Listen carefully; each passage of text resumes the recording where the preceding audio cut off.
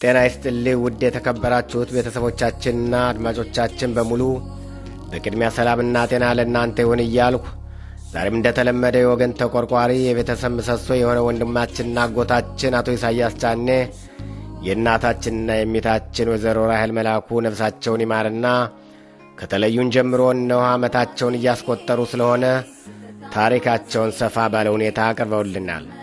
በዚህ አጋጣሚ ወይዘሮ ራሔል መላኩን ታሪክ እንዳነብ ዕድሉ ስለተሰጠኝ ለአቶ ኢሳያስ ጫኔ ከፍ ያለ ምስጋናዬን አቀርባለሁ። ሙላው ያዕቆብ ነኝ። እናታችን፣ እህታችን፣ አክስታችን፣ አያታችን የጥሩ ስነ ምግባር መምህራችን ወይዘሮ ራሔል መላኩ ከአባታቸው ከአቶ መላኩ ጋንፉርና ከእናታቸው ከእመት ፍትግ ዓለሙ በለሳ አውራጃ ኪንፋዝ በተባለው ቦታ እንደ ኢትዮጵያን ዘመን አቆጣጠር በ1934 ዓ.ም ተወለዱ። ወይዘሮ ራሔል መላኩ የሕፃንነት ዘመናቸውን በእናት አባት ጽኑ እንክብካቤ በቅልጣን አድገው ከእናታቸው ጎን ተሰልፈው በቤት ባልትና ሙያ እየሰለጠኑ ለአቅመ ሔዋን ሲበቁ ወላጆቻቸው ትዳር እንዲመሠረቱ በማሰብ በግራ ቀኝ ወላጆች ፍቃድ የጋብቻን ቀን በመወሰን በሞላና በተረፈ ድግስ ባዕድ ከዘመድ በመገናኘት ከአቶ ካሴ አድማሱ ጋር ገና በልጅነት ዘመናቸው በቃል ኪዳን ውል ተሳስረው ጋብቻም መሠረቱ። እነኚህ ጥንዶች ከዕለት ወደ ዕለት ፍቅራቸውን እያዳበሩና ኑሯቸውን እያሳመሩ በወላጆቻቸው መልካም ፍቃድ የግል ቤታቸውን ሰርተው ፍጥረትንና ንብረትን አፍርተው ወደ አባውራነት ተለወጡ። እነኚህ ገና ወጣት ባልና ሚስት 2 ልጆችን ወልደው በሸምበቆ ባድማ የገጠር መንደር ለተወሰነ ዓመታቶች ከቆዩ በኋላ ከትዳር ዓለም ተለያዩ።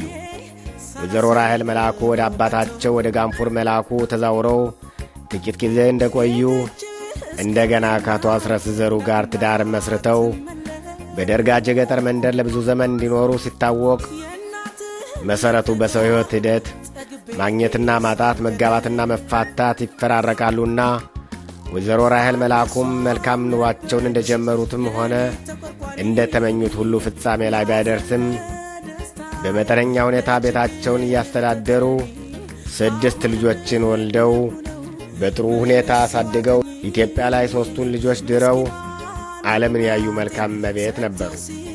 ወይዘሮ ራሔል መላኩ በእንዲህ አይነት ኑሮ ከቆዩ በኋላ ወደ እስራኤል አገር ለመምጣት ሕዝቡ ለጉዞ ሲንቀሳቀስ ወይዘሮ ራሔል መላኩም በኢትዮጵያ በረሃ ሌት ተቀን ከቤተሰቦቻቸው ጋር ተጉዘው ሱዳን ገብተው የተወሰኑ ወራቶች ከቆዩ በኋላ ሚብጻ ሞሼ በተባለው የግባት ዘመን ወይም እንደ አውሮፓ አቆጣጠር በ1984 ዓ.ም በመጨረሻ ላይ ከነ ቤተሰቦቻቸው ወደ እስራኤል አገር ለመግባት በቅተዋል።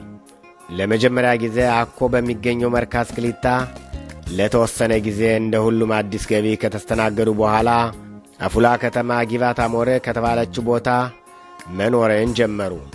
ወይዘሮ ራሔል መላኩ በአፉላ ከተማ ለዘላቂታ መኖር አልቻሉምና በሉድ ከተማ የበክር ልጃቸው አቶ ሞገስ ካሴ ነፍሱን ይማረውና ይኖር ስለነበር ለብዙ ዘመን ተለያይተው ከኖሩትና ከናፈቁት ልጃቸው ጋር ለመጎራበት በሉድ ከተማ ተመርተው በሁሉም ልጆቻቸው ድጋፍ ቤት ገዝተው 3 ልጆቻቸውን በቅደም ተከተል እየዳሩ ዓለምን ያዩ እናት ለመሆን የበቁ እንደነበሩ በስፋት ይነገራል። ወይዘሮ ራሔል መላኩ በሉድ ከተማ ላይ በእንዲህ አይነት ኑሮ ላይ በዓለም እያሉ በእንክብካቤ ያገኙትንና አምነው የተጎራበቱትን የጤና ባለሙያ ምሩቅ የሆነው የበክር ልጃቸውን አቶ ሞገስ ካሴን ሞት ሲነጥቃቸው ሐዘኑ የመረረ ሆነባቸው። ከዚህ በኋላ ውሎና ዳራቸው ትካዜ ብቻ ሆነባቸው። ወይዘሮ ራሔል መላኩ ልጄን ጎረቤትና ጉልበቴን ካጣውበት ቦታ አልኖርም ሲሉ በሐዘን የተሰበረው ልባቸው ባይጠገንም ከሟቹ ልጃቸው ባድማ ሆነው ሁሌ እንዳያለቅሱና እንዳይተክዙ በማለት ልጆቻቸው በመተባበር በርሾን ለጽዮን ከተማ ቤት ገዙላቸውና ከ2006 ዓ.ም ጀምሮ አካባቢን ለምደውና ከኗሪው ሕዝብ ጋር ተዋህደው የኖሩ ደግ እናት እንደነበሩ በስፋት ይነገራል። ሁለተኛ በወይዘሮ ራሔል መላኩ ላይ ሞት የሐዘን ማቅ ቢያለብሳቸውም ፈጣሪያቸውን የሚፈሩ ለነፍሳቸው የዘከሩ የጽድቅ ተግባር የፈጸሙ እናት ነበሩ። እንዲሁም ኢትዮጵያ በነበሩበት ዘመን በአንድ ሌሊት ታላቅ ሕልም አይተው የተገበሩ የእግዚአብሔር ወዳጅ ሰው ነበሩ። ሕልሙንና ተግባሩንም እንደሚከተለው ይሆናል። ወይዘሮ ራሔል መላኩ ሲናገሩ በአንድ ሌሊት በእንቅልፍ ላይ ሳለሁ አባ ኤርምያስ የሚባሉ በጣም ያረጁና የተራዙ አዛውንት አንቺ የማይረርን ቀን ብትዘክሪ ጥሩ ነበር እያሉ አጠገባቸው ቁመው እያሉ በድንጋጤ ነቅቼና ሌቱ እስኪነጋ ረዘመብኝ። ነገሩ ስላልገባኝ ለትልቆች ለመናገር ቸኰልኩና ጠዋት ተነስቼ ሕልሙን ለትልቆች ስነግር ጥሩ ነው፣ በግልጥ ነግሮሻል፣ የሰኔ ማይረርን ዘክሪ፣ እንደ አቅምሽ ጀምሪ አሉኝ። ምክሩንም ተቀብዬ ጀመርኩት በማለት ራሳቸው በአንደበታቸው እየነገሩና የሰኔ ማይረርን እየዘከሩ ኑረዋል። እንዲሁም ኢትዮጵያ የኑሮ ሁኔታ ለሁሉም እንደሚፈቅድለት ሁሉ ለእርሳቸውም እንዳቅማቸው የጀመሩ ሲሆን ይህንንም ወዶላቸውና ፈቅዶላቸው ለዚች አገር አብቅቶ በረከቱን ሲያድላቸው አምላክን እያመሰገኑና እየደገሱ ሁለትም ሦስትም እያረዱ የሩቅ የቅርብ ጎረቤትን ቤተሰብን እየጠሩ አቅማቸው ቢደክምም በልጆቻቸው ጉልበትና ረዳትነት የዘከሩ የእግዚአብሔር ወዳጅና ታዛዥ ሰው ነበሩ።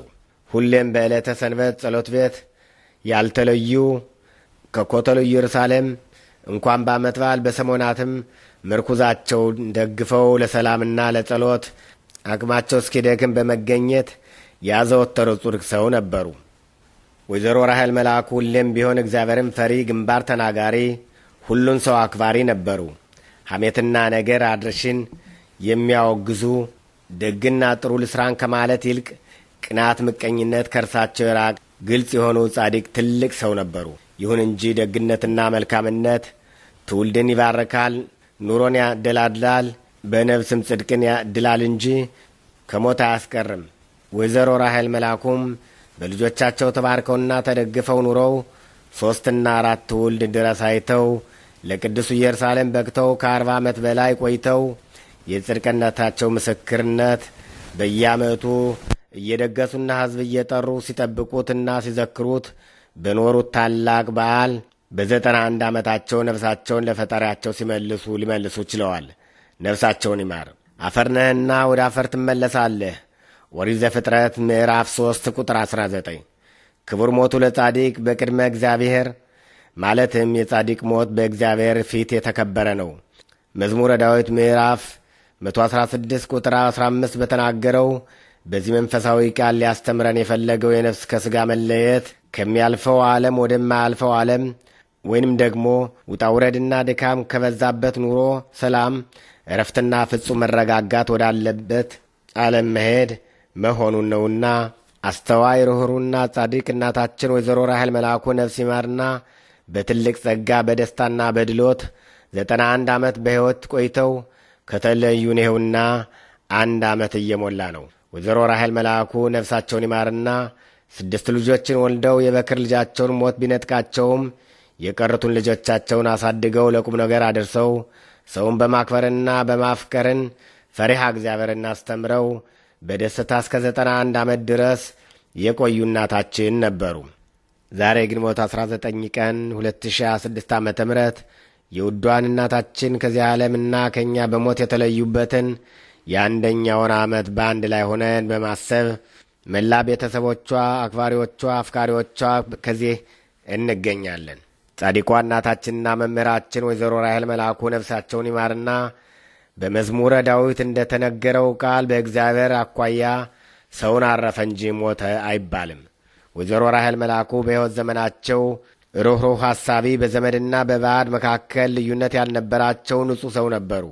ነገር ግን ይህን ምድራዊ ሕይወት አልፈው ወደ ዘላለማዊ ዓለም ቢሄዱም በጎ አስተሳሰባቸውና አመለካከታቸው፣ መልካም መግባራቸው ልዩ ክብርና ሞገስን አጎናጽፏቸው ከጻድቆች ከነ ሳራ፣ ከነ ሪብካ፣ እነ ሊያ፣ ከነ ራሔል ጋር ያስቀምጥልን።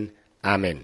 ስለዚህ ተለይተውን ወደ ዘላለማዊ ዓለም ከሄዱ ከውድ ልጃቸውና ከውድ እናታቸው እንዲሁም ከውድ አባታቸው ጋር ከሰማይ ገነት ተገናኝተው በሰላም የሚያርፉ ያደርግልን። በዚህ አጋጣሚ ለአቶ ሰለሞን ሰይፌ ከፍ ያለ ምስጋና ላቀርብ እወዳለሁ። ስለ ውድ አክስታችን ታሪክ ስጽፍ አንዳንድ ነገሮችን ተባብረውኛል። አዘጋጅ አቶ ኢሳያስ ጫኔ። አሁን ደግሞ የሐዘንን ጉርጉሮ ከአቶ ሞገስ ያዕቆብ። እስኪ ተነስቼ ልሂድ ወደ አገሬ፣ ሸምበቆ ባድማ ከጥንቱ መንደሬ እነማን ነበሩ? በረሃው ሳይጣስ ሳይነካ ዱሮ ወረዱ ስብሃት ራሔል መላኩ ታረቀኝ አድማሱን ካሳውነን ጥሩ እማ ድንቄ ደስታ አባ ደስታ ብሩ። ታሪኩ ይነገር ይዘርዘር ይወራ ዱሩን እየጣሰች የገባች በረሃ የካሴ ባለቤት ድንቄ ሙሽራ።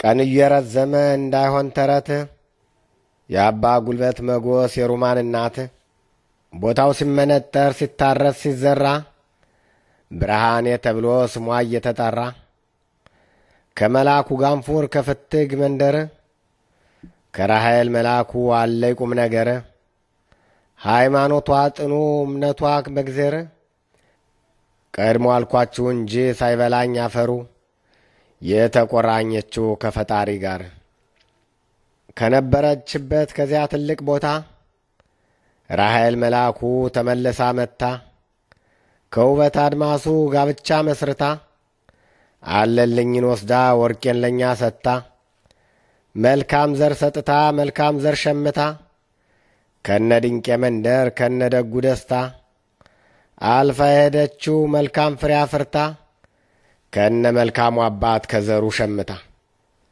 ማይረርን ዘካሪ ባላትን አክባሪ የኋላ መግቢያዋን መንገድ አሳማሪ ለተጠማዋ ጠጭ ለራበው ሰፋሪ ከትልቅ ተወልዳ ከትልቅ ተጋብታ ቁም ነገር ነው እንጂ አታበዛም ቧልታ።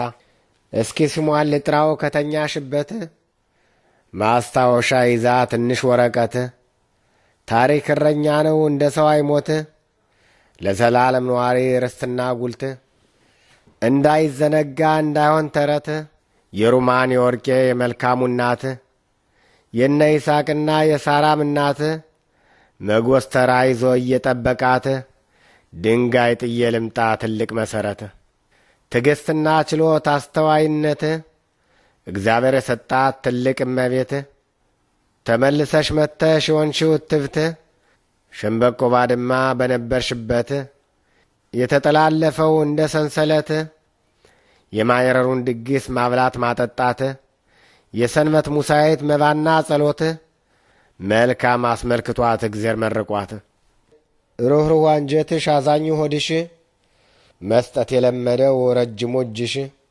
ሲተኩስ ተኩሰሽ ሲበርደው በርደሽ 9 ወር አርግዘሽ አምጠሽ ወልደሽ መች ተቆጥሮ ያልቃል እናት ውለታሽ ያዘነው አንጀትሽ ሩኅሩኅ ሆድሽ የመሬት ሳልፏል ከላይ ይቆይሽ። እስቲ እናትን ልጥራ ያችን መከረኛ ቀን ስትባክን ውላ ሌሊት ማተኛ ያች ትልቅ እናት ያች ባለ ውለታ ለጠማው አጠጥታ ለራበው አብልታ ልጆችሽ እናቴ ልጅ ልጆች ሳፍታ ያች ጤፍ እንጀራ ከሞሰቡ ታታ ሐሳብ ሲያባክና ስትንከለታታ እኔም አውቀዋለሁ የእናትን ውለታ ቀድሞ አልኳችሁ እንጂ ዛሬ ወተገንታ ከ30 ድንጋይ ከጫና አፈር ገብታ የማታውን ራት የጠዋቱ ምሳ የእናት ውለቷን እንደምን ይረሳ ለልጆቿ ስትል ስትጠቁር ስትከሳ ሲበርዳቸው በርዳ ሲተኩስ ተኩሳ አምሽታ ስተኛ ጠዋት ስትነሳ በልጆቿ ፍቅር በሐሳብ ተወርሳ ብቸኛ ሳዳጊ ረዳት የላት የጉልበትሽ ጥናት ያጥንትሽ ብርታት ቀን ስትባክን ውላ ሌት እንቅልፍ የላት ክረምትና በጋ ቀንና ሌሊት በደጁ ወንዱና በቤትም እናት እኔ ያውቀዋለሁ የእናትን ምክንያት። ከአቶ ሞገስ ያዕቆብ ነፍስ ይማር።